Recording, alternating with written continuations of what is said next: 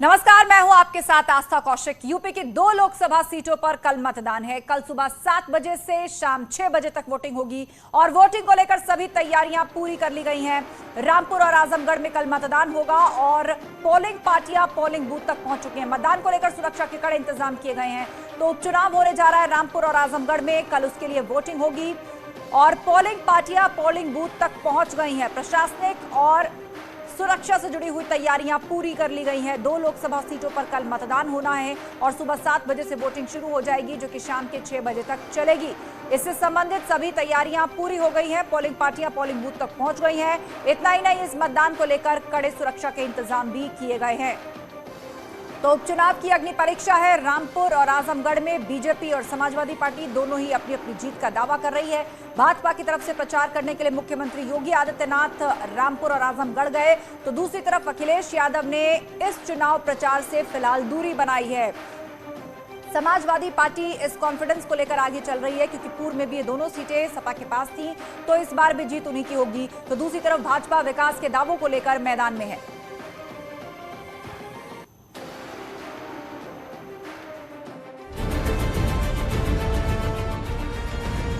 आजमगढ़ और रामपुर में लोकसभा उपचुनाव की सभी तैयारियां पूरी हो चुकी हैं।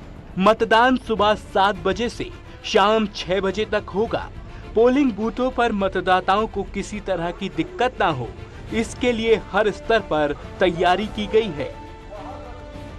आईटीआई के मैदान में खड़े हैं, जहां से पोलिंग पार्टियां रवाना शुरू होनी हो गई है। आपको बता दें, 1149 मतदान केंद्रों पर 2176 बूथों पर 18,38,227 मतदाता अपने मताधिकार का कल प्रयोग करने जा रहे हैं, जिसमें 9,70,249 मतदाता पुरुष व 8,67,000 महिला मतदाता और 36 मतदाता अन्य हैं। आजमगढ़ में कुल 1,149 मतदान केंद्र और 2,176 बूथ बनाए गए हैं। मतदान से पहले सुरक्षा के भी पुख्ता इंतजाम किए गए हैं। चुनाव को सकुशल संपन्न कराने के लिए पुलिस ने कड़ी सुरक्षा व्यवस्था के इंतजाम किए हैं, जिसमें 70 केंद्रीय बलों के साथ ही 7 पीएससी के जवान के साथ 17 थानों की पुलिस को तैनात किया गया है, जो 300 पॉइंटों पर खड़े होकर के चुनाव को सकुशल संपन्न कराएंगे। चुनाव आयोग ने आजमगढ़ में उपचुनाव की वोटिंग के लिए तमाम व्यवस्थाएं दुरुस्त होने का दावा किया है। मतदान की ड्यूटी में लगे कर्मचारियों के लिए भी गाइडलाइन पहले से ही जारी की जा चुकी है। इसके अलावा मतदाताओं को किसी तरह की परेशानी न हो, इसका भी खास ख्याल रखने के निर्देश दिए गए हैं। सभी मतदेय स्थलों में सीसीटीवी, वीडियो कैमरा या माइक्रो ऑब्जर्वर की नियुक्ति की गई है। सारे मतदेय स्थल को सेंट्रल पैरामिलिट्री फोर्स से आच्छादित किया गया है। आजमगढ़ की तरह ही रामपुर में भी उपचुनाव की वोटिंग के लिए सभी तैयारियां पूरी हो चुकी हैं। रामपुर सीट पर 1,123 मतदान केंद्र और 2,058 पोलिंग बूथ बनाए गए हैं। सुरक्षा के लिहाज से जिले को 25 जोन और 154 सेक्टरों में बांटा गया है। रामपुर में कल 23 जून को लोकसभा का उपचुनाव होना है, जिसके लिए पोलिंग पार्टियां रवाना की जा रही हैं। मैं इस समय नवीन मंडी स्थल पर हूं, अपने कैमरामैन से कहूंगा दिखाएं। देखिए, यहां से पोलिंग पार्टियां रवाना की जा रही हैं। रामपुर में करीब 17 लाख मतदाता है, जिसमें से 9 लाख पुरुष और 8 लाख महिला मतदाता है। 1123 मतदान केंद्रों पर मतदान होना है और पूरे जिले को 25 जोन और 154 सेक्टरों में बांटा गया है। जिला प्रशासन ने निष्पक्ष चुनाव कराने के लिए पूरी तैयारियां कर रखी है और सुरक्षा के पुख्ता इंतजाम कर रखे हैं। वोटिंग सुबह 7 बजे शुरू होगी, लिहाजा सुरक्षा समेत तमाम इंतजाम पुख्ता कर लिए गए हैं। स्थानीय पुलिस के अलावा अर्धसैनिक बलों की भी तैनाती की गई है। दोनों लोकसभा सीटों पर बीजेपी और समाजवादी पार्टी के बीच ही सीधा मुकाबला माना जा रहा है। सियासी लिहाज से अखिलेश यादव और आजम खान की भी परीक्षा होनी है, क्योंकि आजमगढ़ की सीट से अखिलेश और रामपुर से आजम खान ने इस्तीफा दिया है। बहरहाल तैयारियां पूरी हो चुकी हैं। अब मतदाताओं को तय करना है कि अगले 2 साल के लिए वो किसे अपना सांसद चुनते हैं। आजमगढ़ से अभिषेक उपाध्याय के साथ विशाल सक्सेना, न्यूज़ 18 रामपुर। तो मतदान की तैयारियां पूरी हो चुकी है। उम्मीदवार अपने अपने दावे कर रहे हैं, लेकिन उपचुनाव में असल परीक्षा अखिलेश यादव और आजम खान की होनी है। अखिलेश यादव समाजवादी पार्टी के अध्यक्ष हैं और उन्होंने ही आजमगढ़ की लोकसभा सीट से इस्तीफा दिया है। आजम खान समाजवादी पार्टी के फाउंडर मेंबर है और उनके इस्तीफे की वजह से ही रामपुर की सीट खाली हुई है। यानी दोनों नेताओं के सामने चुनौती यही है कि आखिर वो कैसे अपनी अपनी सीट बरकरार रख पाएंगे।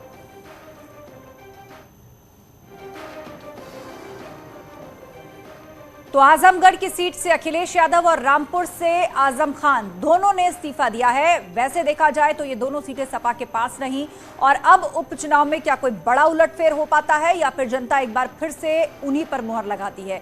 तो असल इम्तिहान कहा जा रहा है कि अखिलेश यादव और आजम खान दोनों का भी होना है। एक तरफ आजम खान चुनाव प्रचार में सक्रिय हैं, वो कह रहे हैं टाइगर इज बैक, तो दूसरी तरफ अखिलेश ने उपचुनाव में प्रचार से दूरी बनाई हुई है।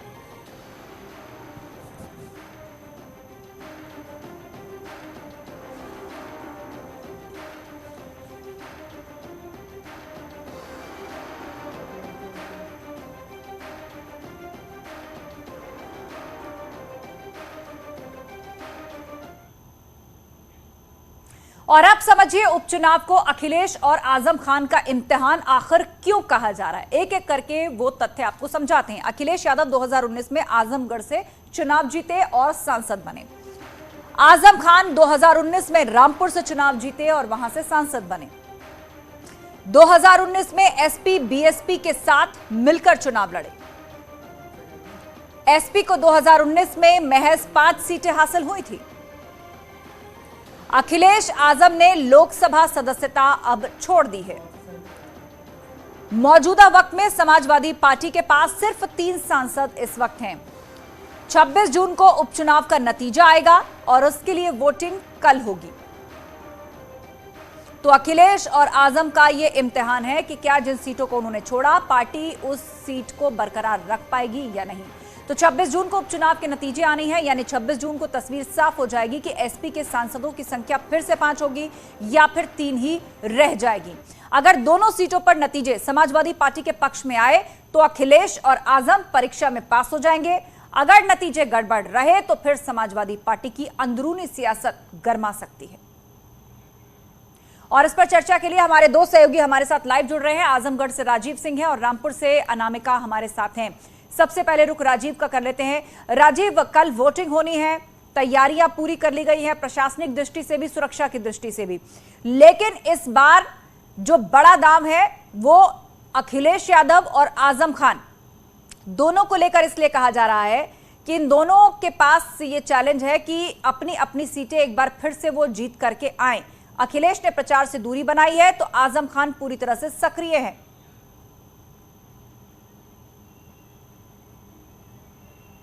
देखिए, यकीनन अगर रास्ता देखा जाए तो चाहे रामपुर की बात हो या आजमगढ़ की बात हो, ये दोनों ही लोकसभा की सीटें समाजवादी पार्टी की परंपरागत सीटें रही हैं। यहाँ के जो जातीय समीकरण है वो समाजवादी पार्टी के पक्ष में रहे हैं और यही कारण है कि एक लंबे अरसे से ये चाहे रामपुर और आजमगढ़ में समाजवादी पार्टी के नेताओं का दबदबा रहा है। ऐसे में इस बार देखना ये होगा कि आजम खान की सीट छोड़ने के बाद रामपुर में और अखिलेश यादव की सीट छोड़ने के बाद इस आजमगढ़ में क्या स्थिति रहेगी, क्या समाजवादी पार्टी अपने उम्मीदवारों को जिताने में कामयाब रहेगी या नहीं। लेकिन अगर फिलहाल आजमगढ़ की बात करें तो यहां पर बेहद दिलचस्प मुकाबला देखने को मिल रहा है। एक और भारतीय जनता पार्टी से दिनेश लाल निरहुआ टक्कर देते हुए नजर आ रहे हैं, तो बहुजन समाजवादी पार्टी से गुड्डू जमाली चुनाव मैदान में हैं। और इस दौरान अगर बात करें तो आजमगढ़ में क्या सियासी समीकरण है कि जिस ओर माइनॉरिटी वोट रहेगा वहां उसका उम्मीदवार जीतेगा। लेकिन अगर फिलहाल बात करें तो कहीं ना कहीं समाजवादी पार्टी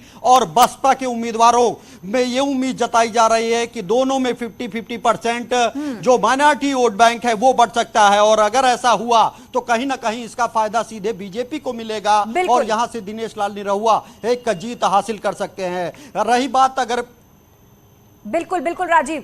और अगर बीएसपी मुस्लिम वोट बैंक और दलितों में सेंध लगाने में कामयाब रही तो उसका नुकसान समाजवादी पार्टी को उठाना पड़ सकता है आजमगढ़ के अंदर, और इसीलिए आजमगढ़ में मुकाबला त्रिकोणीय कहा जा रहा है। लेकिन रामपुर की बात करें तो यहां फाइट सपा और बीजेपी के बीच में है। अनामिका वहां से जुड़ी हुई है। अनामिका, यहां का समीकरण क्या कहता है? आजम खान चुनाव में सक्रिय हैं, उन्होंने कई जनसभाएं की हैं, किस तरह की बातें कही हैं? मुख्यमंत्री योगी आदित्यनाथ भी यहां आए और इशारों इशारों में उन्होंने आजम खान को निशाने पर भी लिया था।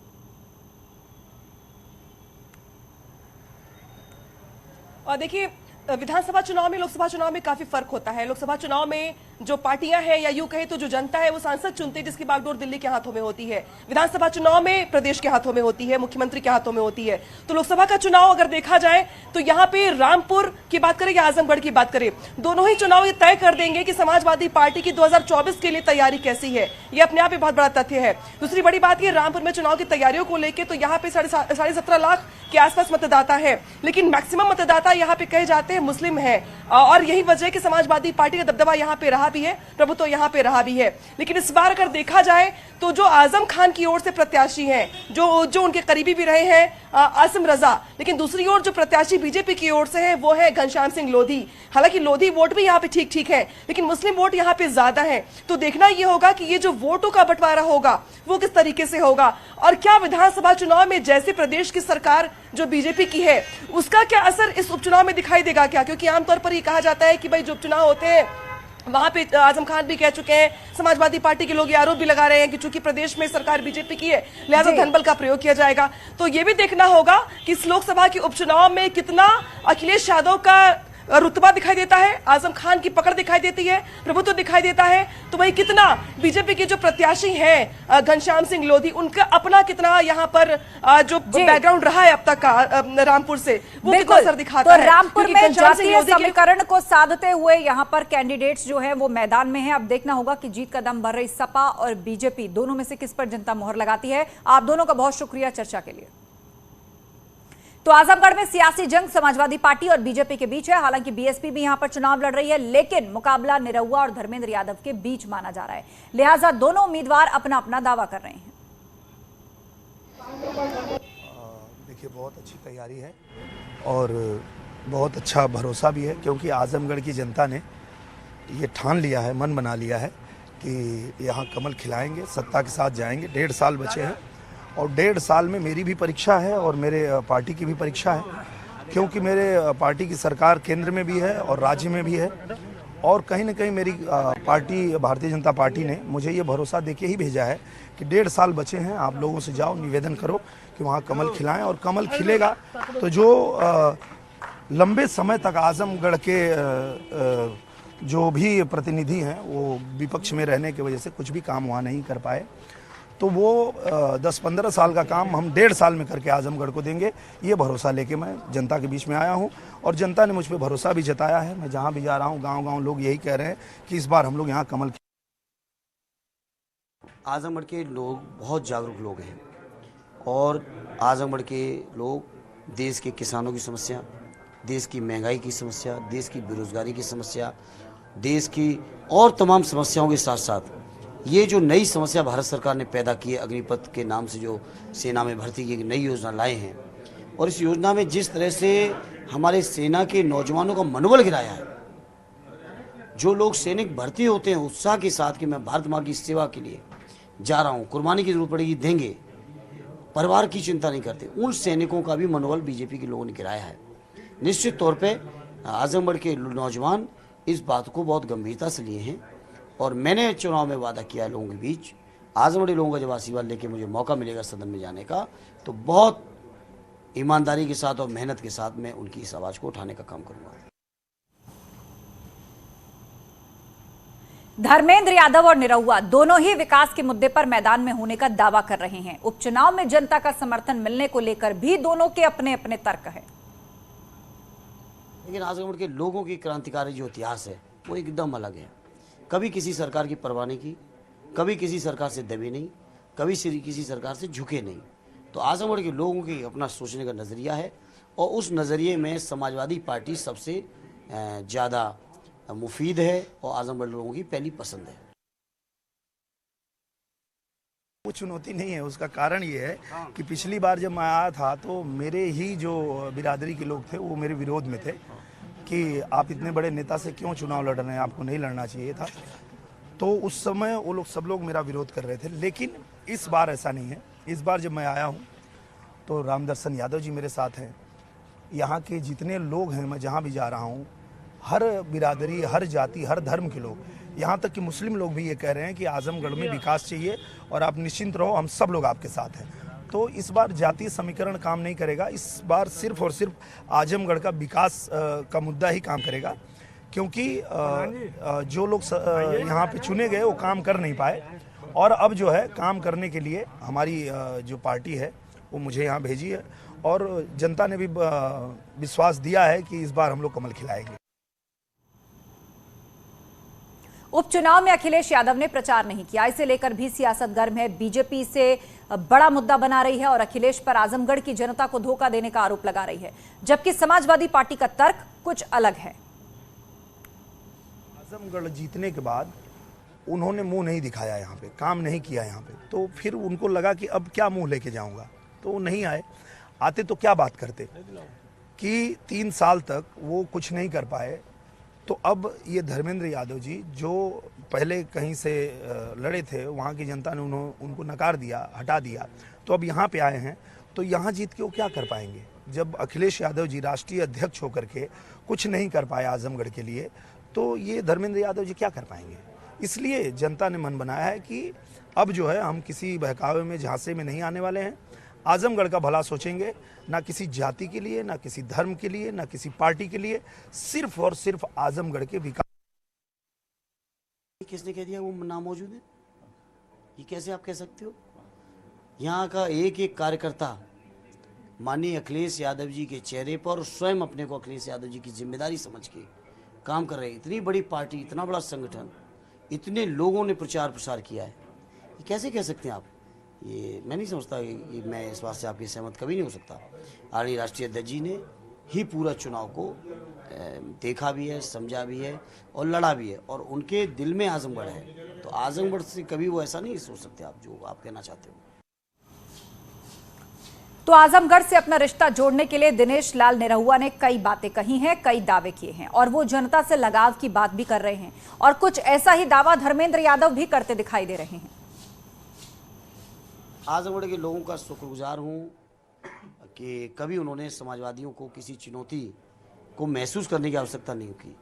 हमेशा आजमगढ़ के लोगों ने मौका दिया है समाजवादियों को नंबर 1 पे, बाकी दूसरे तीसरे चौथे की जिसको जो लड़ाई लड़ना चाहे वो लड़ता रहे, लेकिन आजमगढ़ के लोगों के दिलों में, उनकी नज़र में समाजवादी पार्टी पहले भी नंबर 1 पे थी, आज भी नंबर। अखिलेश हुए फरार, निरहुआ डटल रहे, आजमगढ़ से प्यार कबो ना घटल रहे, आजमगढ़ से ध्यान कबो ना हटल रहे, अखिलेश हुए फरार, निरहुआ डटल रहे। और मैं अपने आजमगढ़ के सभी लोगों को ये विश्वास दिलाता हूँ कि जीवन भर आपके साथ डटा रहूँगा, यहीं खड़ा रहूँगा, यहीं आपके बीच में रहूँगा। आपके जितने काम नहीं हुए वो सब काम करने के लिए ही मैं आया हूँ। वक्त एक ब्रेक का हो चला है, जल्द लौटेंगे, कहीं मत जाइएगा। आप देख रहे हैं न्यूज़ 18 उत्तर प्रदेश उत्तराखंड।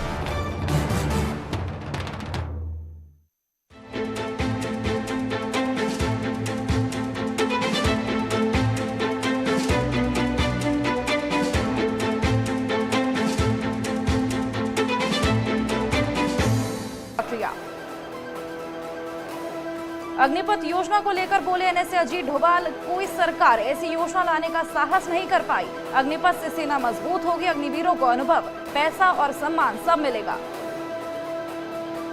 कांग्रेस महिला मोर्चा की अध्यक्ष नीता डिसूजा की शर्मनाक हरकत, दिल्ली में प्रदर्शन के दौरान सुरक्षा कर्मियों पर थूका। मुजफ्फरनगर में ज्यादा बिजली बिल आने से नाराज किसानों ने खेत के ट्यूबवेलों पर लगे मीटर उखाड़े। खानपुर बिजली घर पर हंगामा करते हुए अधिकारियों को सौंपे मीटर। ग्रेटर नोएडा अथॉरिटी पर किसानों का हल्ला बोल, एससी के आदेश के बाद भी मुआवजा नहीं दे रही अथॉरिटी। बारिश में भी डटे रहे किसान। मेरठ में गौकशी के विरोध में बजरंग दल कार्यकर्ताओं ने जाम लगाकर किया हंगामा। मुंडाली थाना क्षेत्र के सिसौली गांव की घटना। मुख्यमंत्री ने सभी 13 जिलों के प्रभारी मंत्रियों की घोषणा की। सतपाल महाराज को हरिद्वार, सुबोध उनियाल को देहरादून, तो उधम सिंह नगर का प्रभार गणेश जोशी को मिला।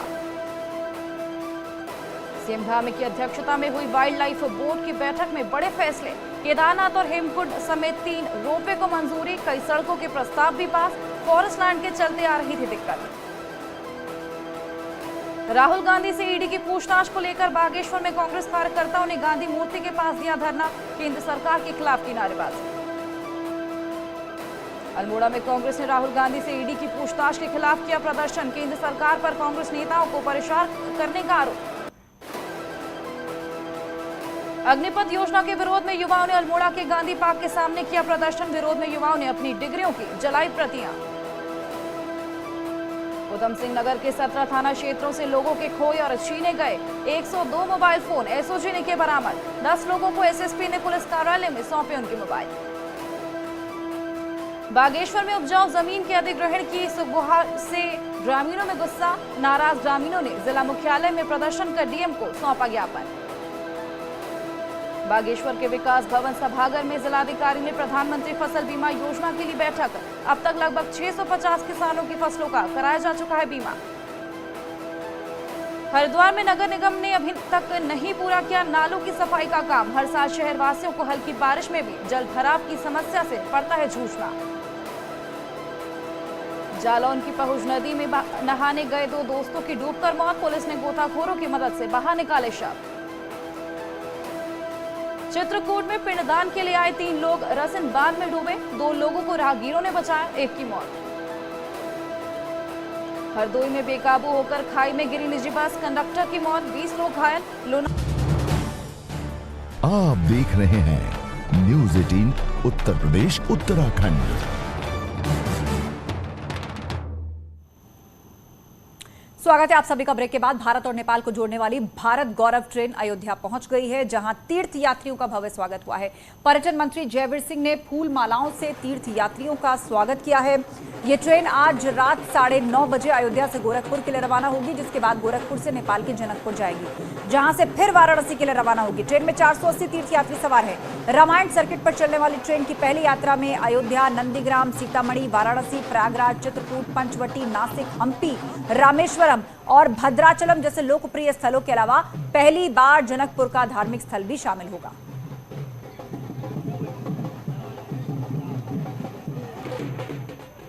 भारतीय संस्कृति, भारतीय परंपरा, भारतीय जितने भी हमारे आध्यात्मिक रूप से जुड़े हुए महत्व के स्थान हैं, उनसे जुड़ने के लिए लोग चाहते हैं कि उनका अपना जीवन का कल्याण हो, मोक्ष हो। ये परंपरा हिंदू संस्कृति में रहती है। उसी को पूरा करने के उद्देश्य से आज हमारे जो श्रद्धालु, आस्थावान हैं, जो यात्रा करना चाहते हैं, भारतीय रेल उनको अलग से व्यवस्थित करके इस तरह की यात्रा करने का निर्णय लिया, जिसमें भारत सरकार के पर्यटन मंत्रालय के साथ इस रेल को जोड़ करके इस यात्रा को पूरा करने का काम कर रहा है।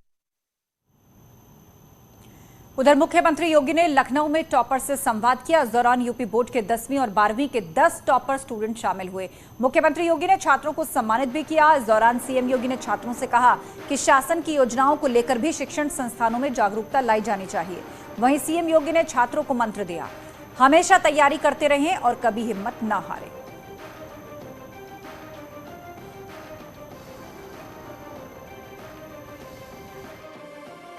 हर स्तर के बच्चों के लिए, जैसे जो एनडीए की तैयारी करना चाहते हैं, नीट की तैयारी करना चाहते हैं, या आईआईटी जेईई की तैयारी करना चाहते हैं, यूपीएससी या किसी भी केंद्रीय सेवा के लिए या राज्य सरकार की सेवा की तैयारी के लिए जो बच्चे